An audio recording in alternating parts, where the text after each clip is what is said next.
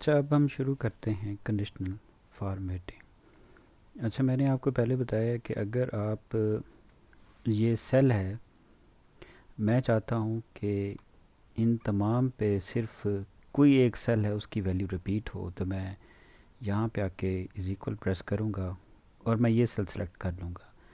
लेकिन मैं चाहता हूँ सिर्फ यही सेल आगे रिपीट हो, तो अब मैं करूँगा फंक्शन F4 प्रेस करूँगा। अब ये देखें, अब ये सेल हो गया टोटल लॉक।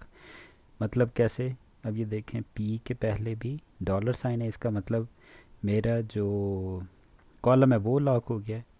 और 8 के पहले भी डॉलर साइन है, इसका मतलब रो भी लॉक हो गई, मतलब पूरा ये सेल लॉक हो गया। अब मैं एंटर करूँगा।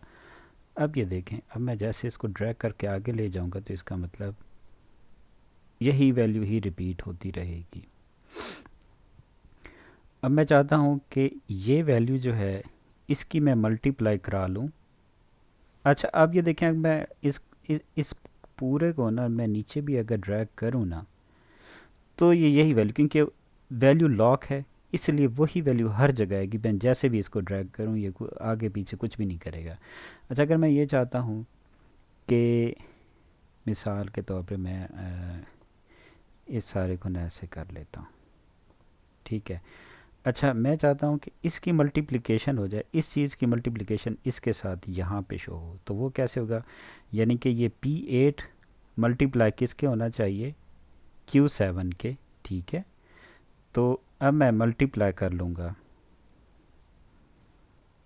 इस सेल के साथ, ठीक है। Q7 मल्टीप्लाई कर लिया। अच्छा, अब ये देखें, अब मैं अगर इसको अच्छा, अब ये जैसे मैं इसको आगे ड्रैग करूँगा तो ये देखिएगा, कॉलम मेरा फिक्स रहा है, लेकिन ये हमारे पास ये वैल्यूज़ के साथ मल्टीप्लाई होती रही। अच्छा, अब मैं सिर्फ इन्हीं को सिलेक्ट करके ड्रैग करूं ऐसे, तो अब ये क्या हो गया है? 3 के साथ, अब देखिए यहाँ पे आ गया P8 मल्टीप्लाइड बाय आ गया है Q8। मैं ये नहीं चाहता, मैं यहाँ पे चाहता हूँ मेरे पास ये सेल मल्टीप्लाई हो इसके। तो सबसे पहले जहाँ पे P8 है वहाँ पे अब क्या आना चाहिए? ये P9 आना चाहिए इस जगह। तो अब मैं यहाँ पे कर दूंगा P9 मल्टीप्लाइड पे क्या होना चाहिए? Q8 होना चाहिए। अच्छा, मैं चाहता हूँ जो ऊपर वाली मेरी एंट्रीज है ना वो फिक्स रह जाएं, तो इसका मतलब ऊपर मैं अगर रो फिक्स कर दूँ, यहाँ पे फंक्शन F4 या शिफ्ट 4 प्रेस करेंगे तो अब ये रो फिक्स कर दिए मैंने, ठीक है। अब ये देखें, इसने 3 को मल्टीप्लाई करा दिया किसके साथ? सॉरी, Q8 नहीं, सॉरी, ऊपर है Q7। ये वाली जो रोज़ है ना ये सेवन्थ है, तो ये मल्टीप्लिकेशन मेरी हो जाएगी किसके साथ? Q7। Q7। तो अब ये देखिए, अगर मैं इसको अब ड्रैग करूं,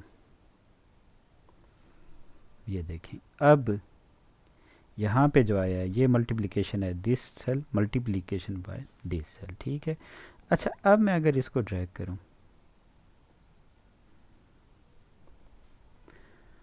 तो फिर ये वही है। अच्छा, नीचे अब मैं मुझे बेसिकली क्या करना चाहिए, जैसे रो चेंज होना तो ये वैल्यू भी चेंज होती रहे। तो P9 जो है ना, अगर मैं P को यहाँ पे कर दूँ फ्री, क्योंकि मेरी इधर कॉलम नीचे जैसे मैं ड्रैग करूँ तो P भी P हो जाए, सॉरी, P नहीं, P को मैं फिक्स रखता हूँ, लेकिन रो नंबर क्योंकि नीचे मेरी वेरी हो रही है ना, तो रो को मैं अनफ्रीज कर देता हूँ यहाँ पर। रो को मैंने अनफ्रीज किया है। अब ये देखें,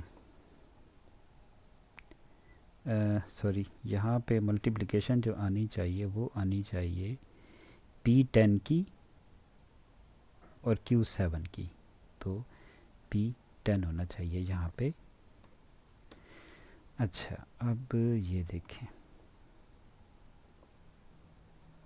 हो गया। अब मैं इसको नीचे ड्रैग करूँगा ना, अब ये देखें, सारा काम इसने फिक्स कर दिया है। मैं असल में आपको स्टेप में इसलिए करके दिखाया कि कैसे मैंने कौन सी मुझे रो फिक्स करनी है। मुझे ये वाली रो हर टाइम फिक्स करनी होगी। जब मैं ये रो फिक्स करूँगा ना, तो अब मेरी रो फिक्स होगी, लेकिन अब ये देखिए मैं चाहता हूँ बाद में इस सेल से मल्टीप्लिकेशन हो, इस सेल से हो, इस सेल से हो, तो मेरे अब ये देखें कॉलम चेंज हो रहे हैं, तो इसमें कॉलम फिक्स नहीं करूँगा मैं। तो अब ये देखें सेकंड जो एंट्री है ना, इसके अंदर कॉलम फिक्स नहीं है बट रो फिक्स है।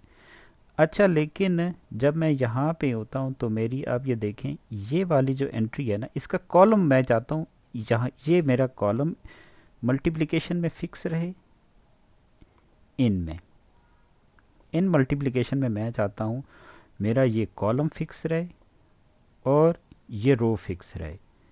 अब ये देखें यहाँ पे जो एंट्री है ना Q7 है, तो ये ऊपर मैंने रो फिक्स कर ली हुई है, मल्टीप्लिकेशन में मैंने कॉलम फिक्स कर लिया है।